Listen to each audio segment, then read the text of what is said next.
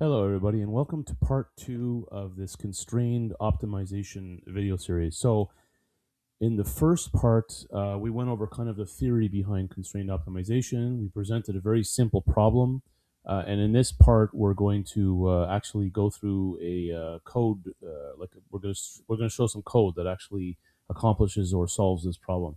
So what I've done is I've created a folder on my local drive, and what I would recommend you guys doing is creating a folder and making sure that the path to the folder is quite short, um, and also that where you can also see the Python environment that you're in. So right now I'm in the base environment. What we're going to do is we're going to create a specific Python environment for this particular video, and we're going to work within that environment. So what I would recommend doing too, first off, obviously before this video, even start this video, is just ensure your environment is all set up. I created another video that goes over the entire setup of the environment that I'm using today. So how to install VS Code, how to install Anaconda, and also how to install like Node.js. So once you have all that set up, you're in your folder. You can see that I'm in my new project folder called Constrained Optimization. The first thing I'm going to do is create an environment. So to create an environment with Conda, it's Conda create, and we'll call this Constrained Op. And I've already created this environment before, and I've deleted it. So that's why you're seeing the suggestions there. But so Conda create the environment. So that's going to get our environment created. We have an empty Python environment to work in. So when I say Python environment, it's actually a Conda environment, but it's Conda as a package manager. So it's a way of housing your Python packages. Let that run for a bit. So accept this. Yes. Once that's accepted, the next thing I can do is I can activate this environment. Activate.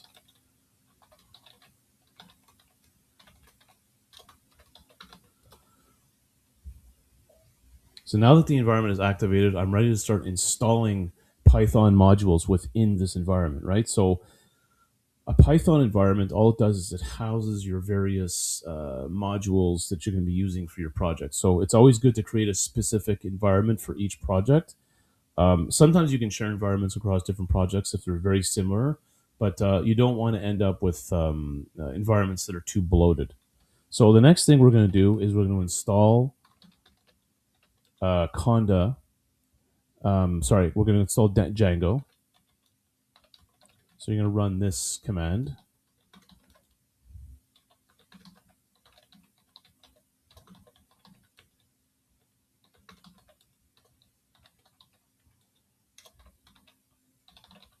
Okay. That's going to run for a bit. So that's installing all of the packages that are required to run a REST framework, essentially, like a Django REST API.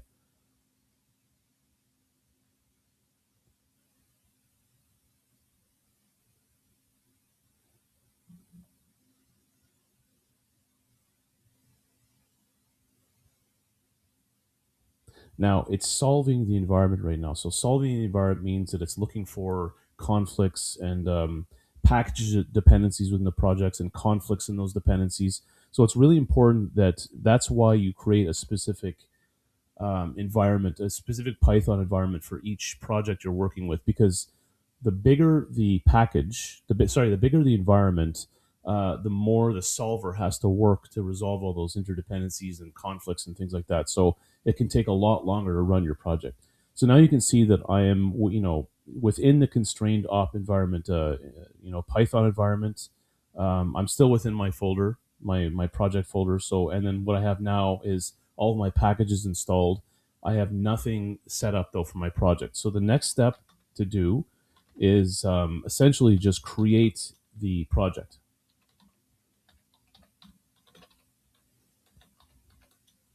And I can do .y so that it accepts everything.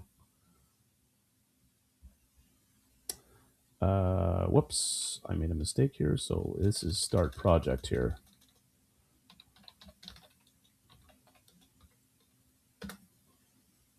and that should run. So now what I have over here on the left is I have an API all set up, and so I'm ready to go. So we'll continue this session in part two. So now that we have our environment set up, we can just go in and have a look at what's been created by the command that essentially generated our Django REST framework, right? So after we ran the command, we ended up with a whole bunch of files, as you can see over here on the left. So let's go over each one of these files, and then we'll go in to start making some changes. So the underscore init underscore py file is a file that instructs instructs Python essentially to treat the folder that you're in as a package. So that's important for Python to know that this folder that we're in has context that is actually a package.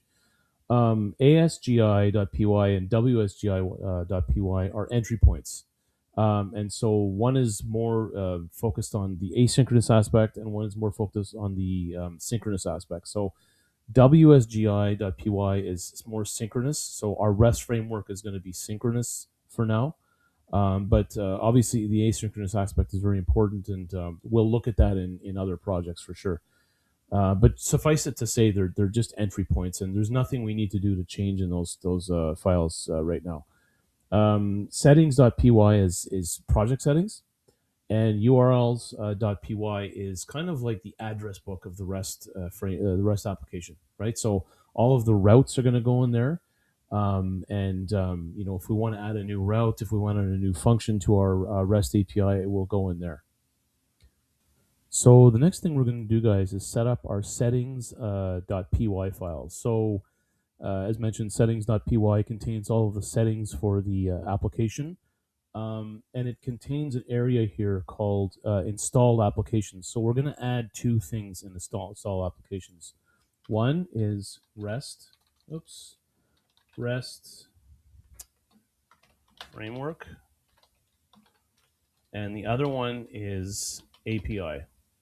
So these are two modules that have already been installed in our Python package, in our Python environment rather, but we're going to make them available within the app. So that's the first thing we're going to do.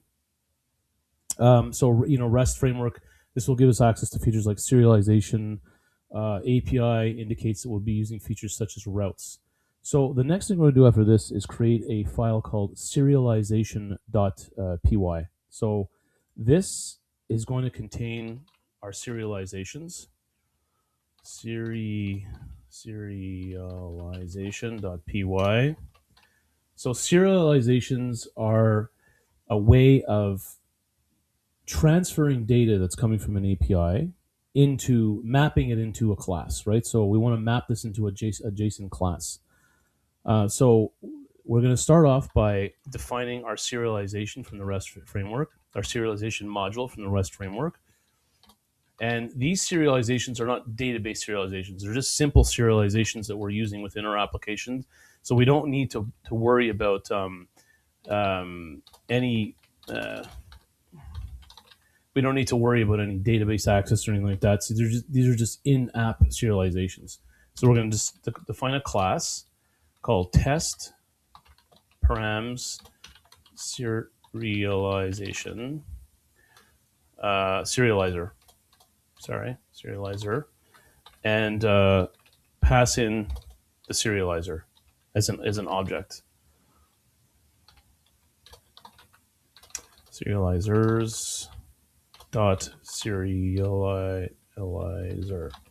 Okay. So then we're going to define two properties in the serializer. Dot char field. So this is a character field with a max length,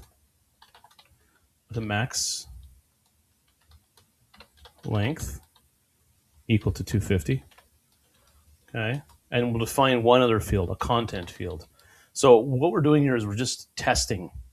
We're just using this serialization class to test our API to make sure it works correctly. So serializers dot char field max length equals, we'll make this one a little bit bigger, 500. Okay, so that's good. So now we have a serialization class when we're bringing data from our API into our Python application. We have something to hold the data in. So this represents a Python class that will represent that serialized data coming from the REST API. So the next thing we're going to do is we're going to create a views.py class. Sorry, a file. So once again, new file, views.py,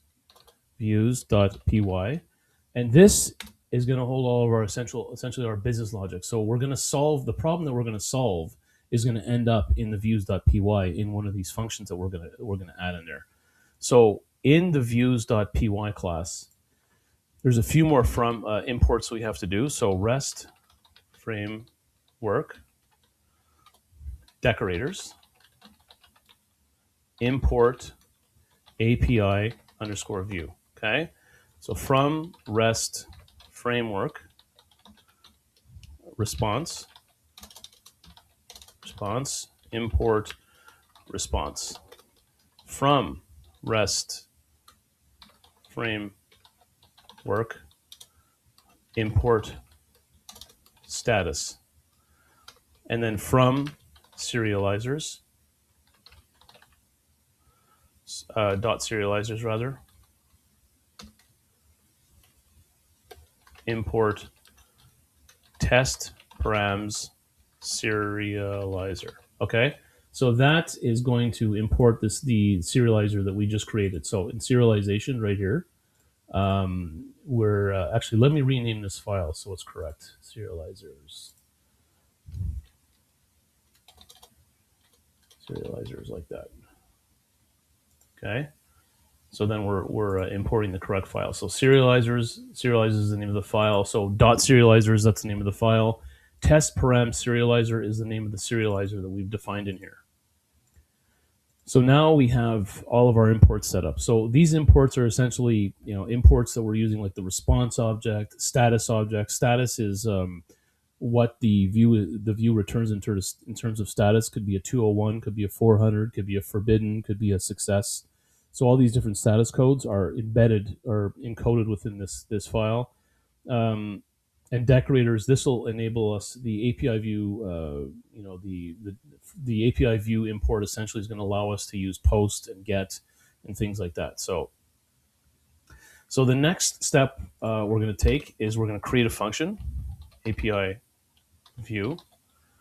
We're going to create a post function. Okay, like that. So define. So this is the Python, syntax for function. Test underscore post underscore action. So we're just creating a test function called test action, and we're passing in a request object. Like that. So what we're going to do in this object here is simply perform serialization. Test params serializer data equals request dot data. So what this is going to do is just going to serialize our data, and then serializer is valid, raise exception equals true. So what this is saying is that if our data that's coming in from the endpoint, which is basically the endpoint of our REST API, when we test that, this is basically ensuring that the format of the data is correct and it can be serialized properly into our serialization class. So if everything is good, we're going to define a response payload. Load equals status. Let's just indent this. Status success message data received successfully. Here it is. So all I'm going to do in this is I'm just going to take the data that's come in through the endpoint, and I'm going to send it. I'm just going to return it to the user, and we're going to test this out later. I'll show you the whole process. Processed data, serializer, data. So the data that we've serialized, we're just returning it back. Okay, so then return response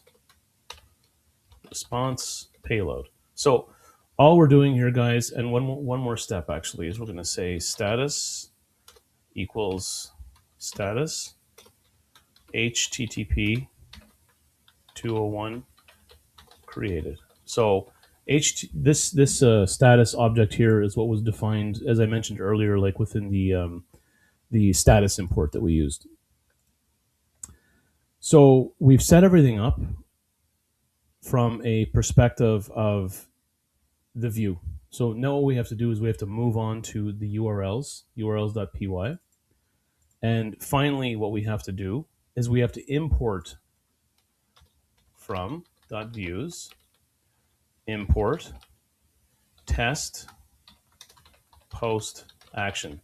So that's the function that we define here. So test post action has been defined in views. We're in URLs, and in URLs we're importing that action, that view function. And so all we're going to do as a last step is we're going to add this function call on the API to our URLs so that the route can find it. And as I mentioned earlier, this is kind of like the address book of the application. So now the endpoint knows where to look for the, it recognizes from urls.py that the function exists, and then it's mapped to this view that we've created. Test post action. And that's it for setting up the various functions. So this definition of the post function is kind of like, as I mentioned, the address of the function. We're defining the address here, and then in the views file, we're defining sort of the implementation of this this address, right? So this defines where to look for it in urls.py, and in views.py, it's the implementation of that. Okay, guys. So as a last step, not a last step, but just a step to confirm that our test function that we just created is working correctly, and that our REST web API is working correctly. Let's just test where we are at the moment, right? So at this point, we should be able to run the tests, the REST API, and send the JSON string via post. And so what's going to happen then is that if this is successful, the REST API should then return the same object that was posted.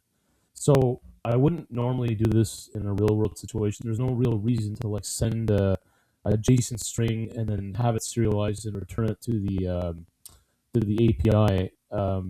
It's just to test that our API is actually functioning correctly.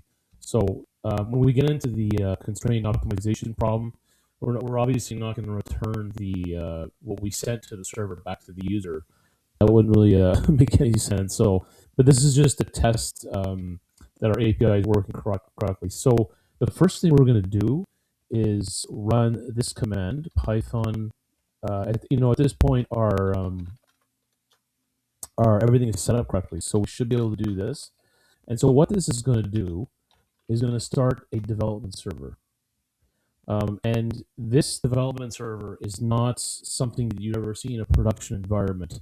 It's just something we're running locally on this machine.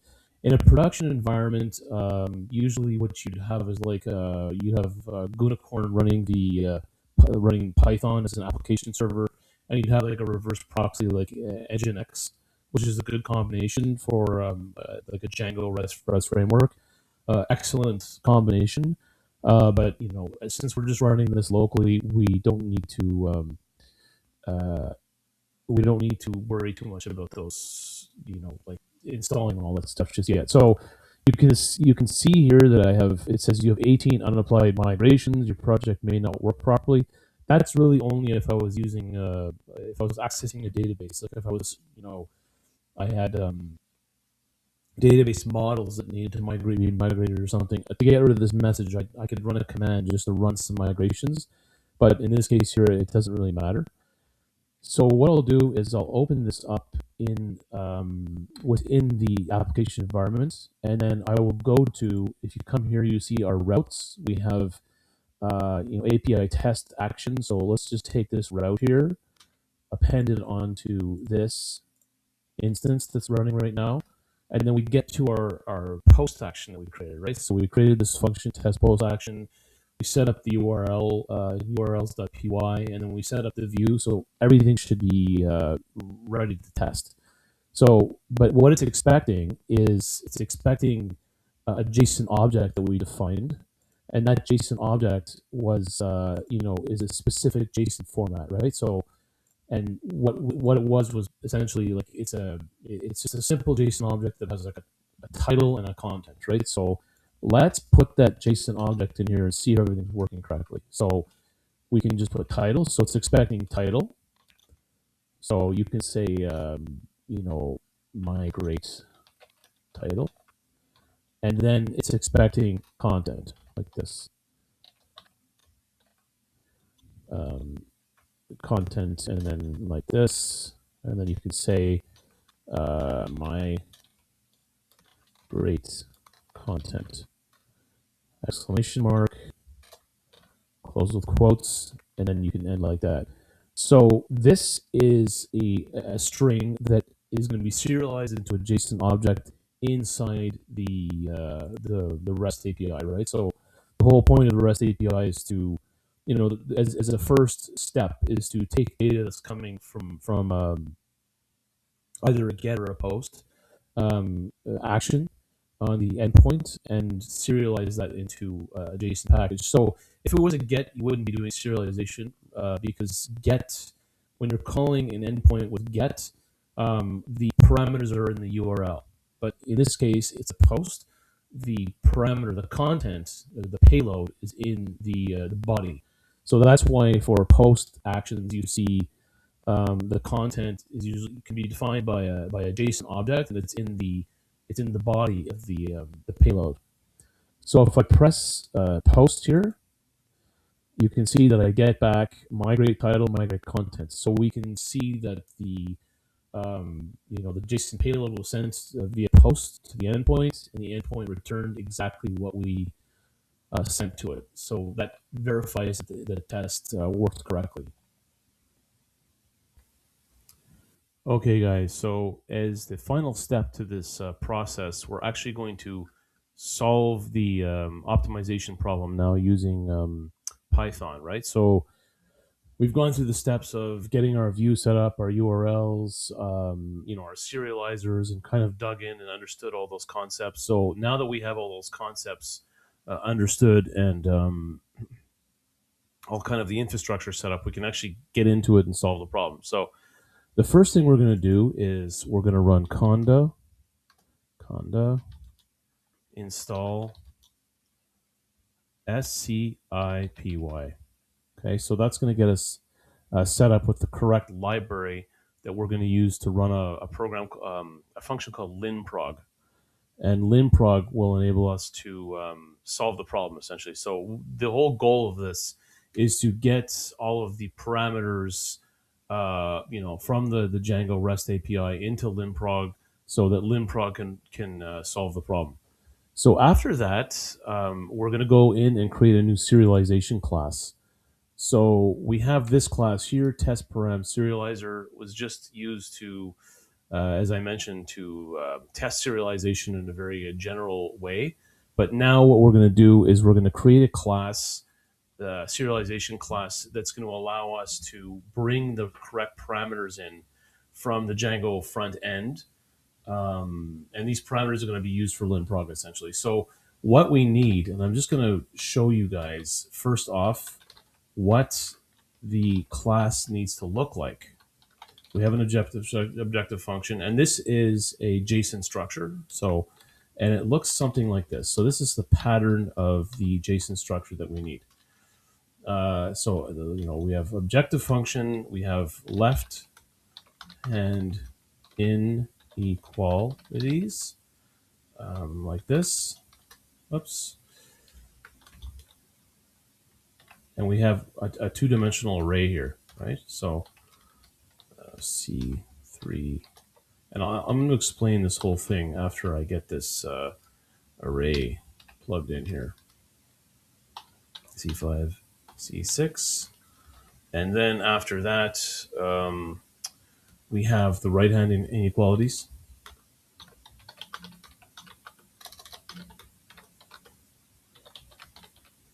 Qualities. And it looks like this. C7, C8. So for this problem, we're going to make an assumption that we have a very simple problem, right? So the problem is very simple. In the first video, where we were describing the theory, we went over this tables and shares problem. It's quite simple. So we're going to assume that it's simple, that the problem is fairly bounded when we're trying to solve this. Normally, if you're building something that's a little bit more flexible, you'd want to be a little bit less constrained by just simple problems and build something that can handle any scale of problem, multiple parameters, many different dimensions, et cetera, et cetera. But for demonstration purposes, let's just assume that it's simple. So now that we have the JSON structure, like this is what the JSON structure is here, right? What we can do now is we can define what the serialization class is going to look like. So class optimization params serializer. Once again, pass in the serializers dot serializer. So this serializer dot serializer is just that built-in serialization function that we're using. Objective function is equal to serializers list field. So the serializers, list field. That should work. Serializers list field. Then the left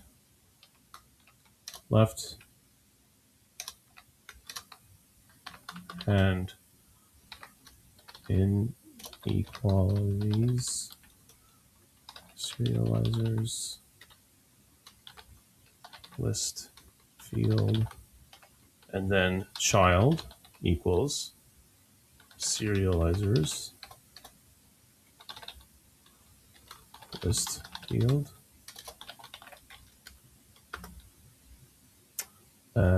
Right. I'm just going to see here what the error is. Oh, the error is that I'm doing this by mistake here. Okay. Like this. So right and inequalities is equal to serializers list field child equals serializers list field. So I'm going to go over what this means in a second here. List field. So the objective function is just a list. And it's a list of the constants that are associated with the variables in the objective function. Same thing with the left-hand inequalities, right? So the constants that are associated with the left-hand inequalities, and for the right-hand inequalities, it's the right-hand side of that inequality. So it's just the less than or equal to, and the constants that are associated with that. So that's the serialization function.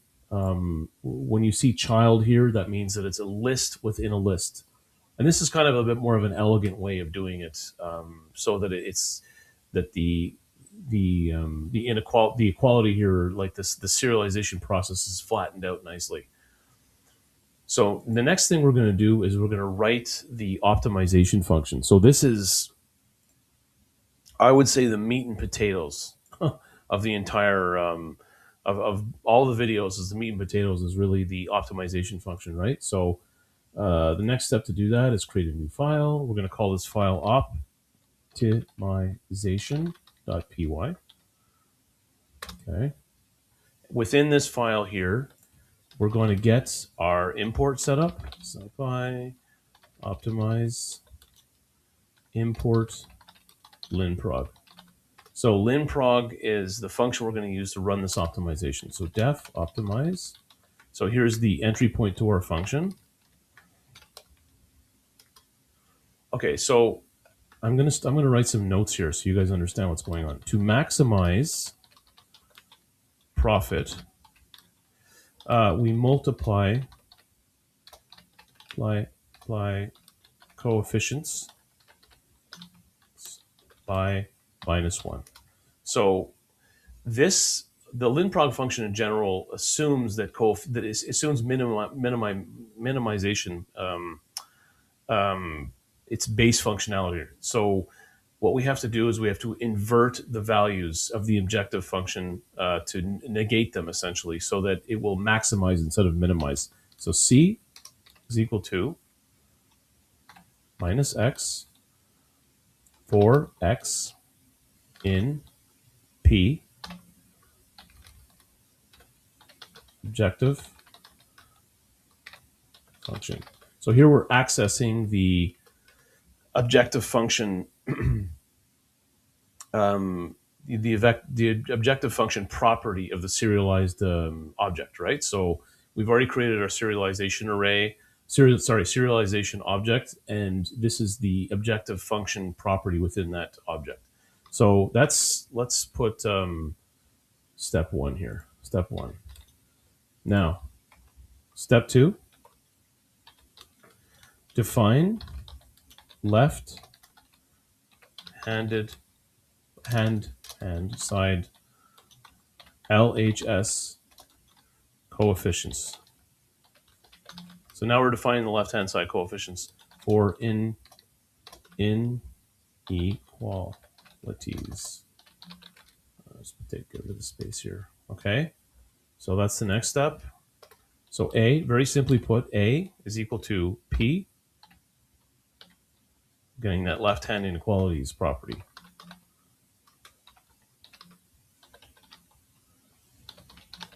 Okay, so very simply, just getting that array out, that left-hand inequalities array. So next, we're going to do the same thing for the right-hand side. So define right hand side RHS coefficients. So B is equal to P right hand inequalities. Okay. So now, finally, we're going to define the bounds, the variable bounds. Oops. Non-negative. So X is greater than equal to 0. Oops. Greater than or equal to 0, and Y is greater than or equal to 0. So remember we talked about bounds. In the first video, we talked about bounds. X bounds equals 0, none. Y bounds equals 0, none. Oops, none, capital none, right? Okay. So now we have everything we need to get this to solve this linear this linprog problem, this supply chain optimization problem, or not supply chain optimization, but constrained optimization problem. So solve the linear programming problem. So result equals linprog C which is the optimization, the objective function, a underscore ub, which is equal to the left-hand inequalities, b underscore u, b underscore ub is equal to the right-hand inequalities, and then bounds equals x bounds, y bounds, and method is equal to highs. So highs is a method. It's based on C++. It's a very rapid way of solving linear programming problems. So linprog problems. So, and then the last step is to return results. So if result, because this linprog function will return success if it's been successful. So if result success, return. So what we're going to do here is we're going to return an object. Optimal, no, chairs. We're going to go round results dot x 0. Okay. So optimal, no tables, round. So what linprog is returning is an array, an object that contains arrays, and in each one of these arrays are the results. This is x1. And finally, what we want to know is the max weekly profits. So round negative result. So these are all just properties on the object that that is being returned from the linprog function. So else, if this fails, else return f optimization failed, and then result message. All right, so that's the code for the optimization problem.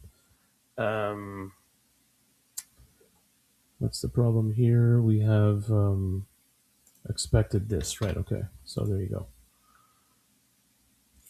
Okay, so that's the code for the optimization problem. The optimization problem is complete. And this is, as I've mentioned a few times, a very simple implementation of linear programming. So the next thing to do is go into views.py. So once we're in views.py, we can add up top here. We're going to need this optimization problem from dot optimization import optimize.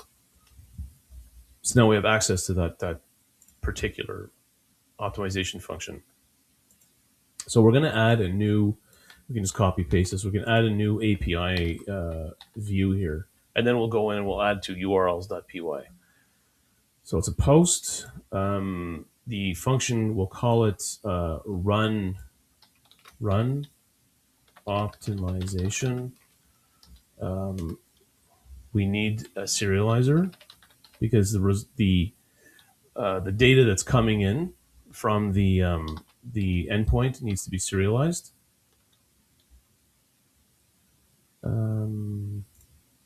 Serializer, yeah. Okay, so equals optimization params serializer. We have to import that serializer as well, so we got to add that one up here as well. Okay, So, and then data equals request.data serializer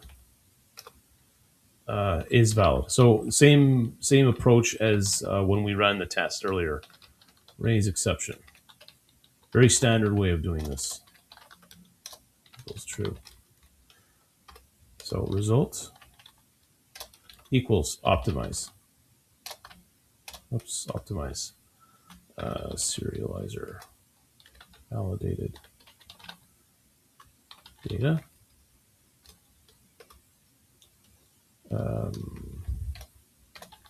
Result. Okay. Now we need a response payload. So we've got the result out of the optimizer. So what are we going to do? Response payload. Payload equals status success message.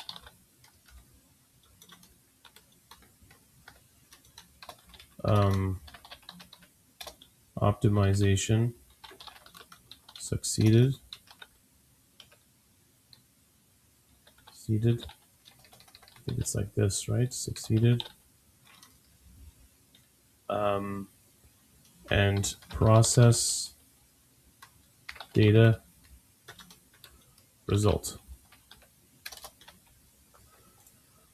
Okay, so that's the response payload.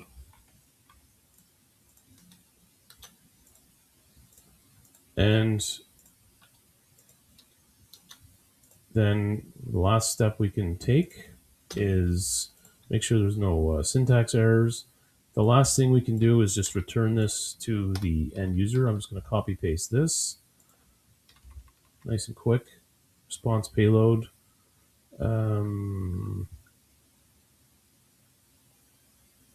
Yeah, response payload.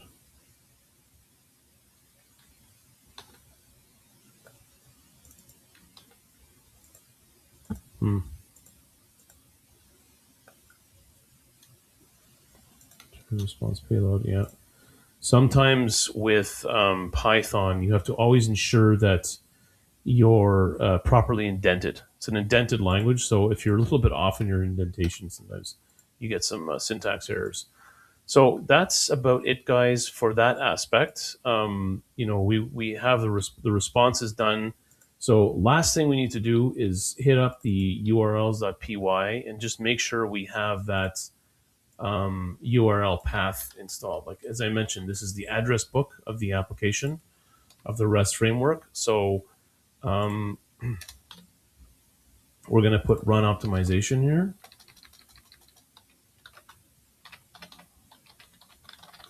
Okay, and ensure that you have this run optimization here as well. Okay, so ensure that you have that available up here. And then this here has to be like this, and then like this.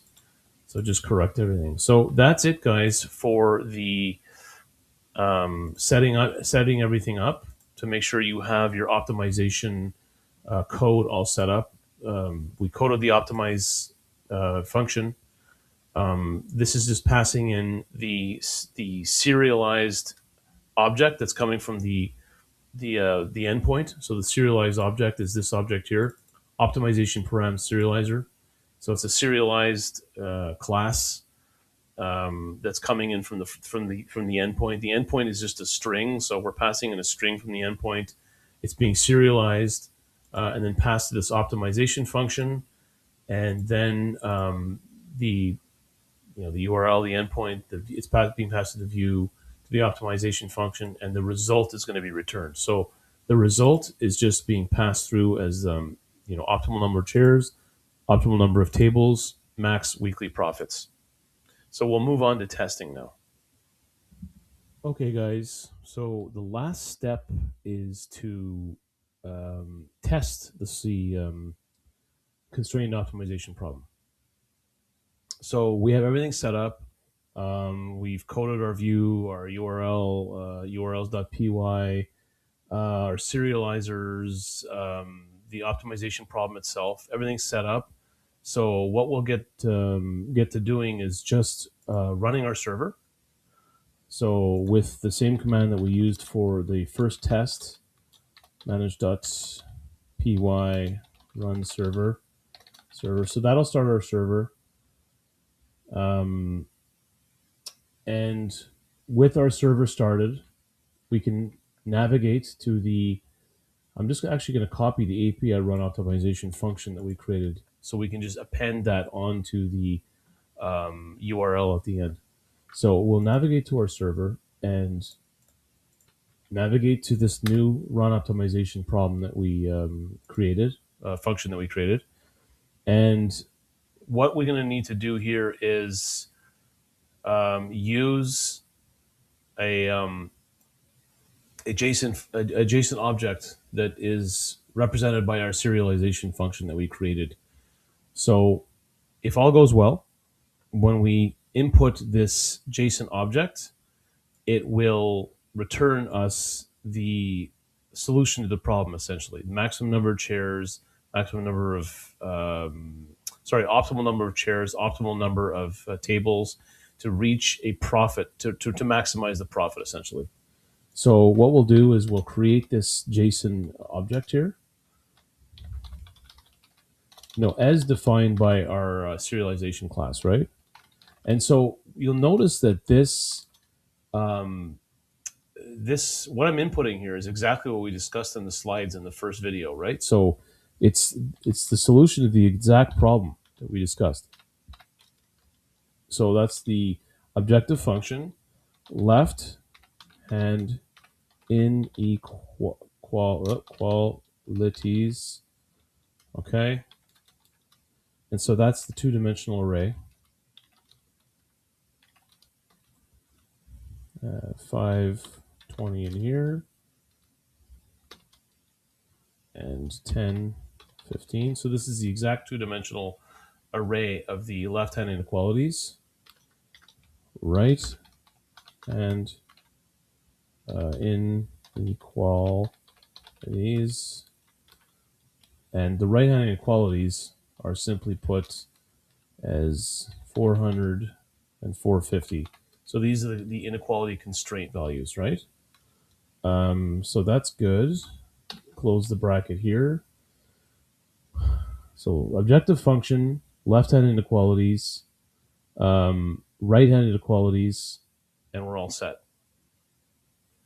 So post this, and I get the solution. So the optimal number of chairs is 24, the optimal number of tables is 14, and the maximum weekly profit is 2,200. So that's the solution to the problem, guys. As I mentioned, very simple, very basic implementation of this optimization problem. I will do videos where we discuss more complex problems that are more, I would say, realistic and closer to the real world. So I think, as your complexity increases, not just complexity increases, but as you get closer to the real world, as you get closer to solving problems that are in the real world, if you're working in as a data scientist in a supply chain context at a large manufacturing organization, if you want to solve these real world problems, they do end up being more complex. But the thing is the basis is this. This is the basis of it, right? LinProg is the basis of it.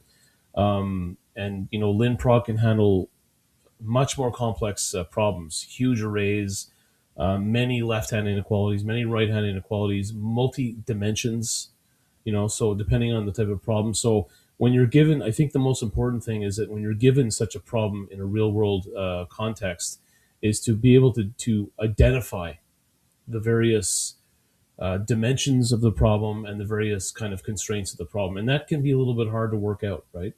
It's not always easy to identify these factors in a problem and then take them and then put them into LinProg. And I think that's probably maybe one of the hardest parts of, and the most challenging parts of being a data scientist is not necessarily the programming part, but also identifying which aspects of the problem end up being plugged into what variables in linproc. So that concludes this optimization problem couple videos that I've done.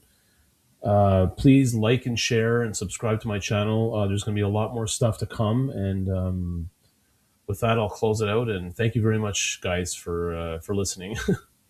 Have a good day. Bye.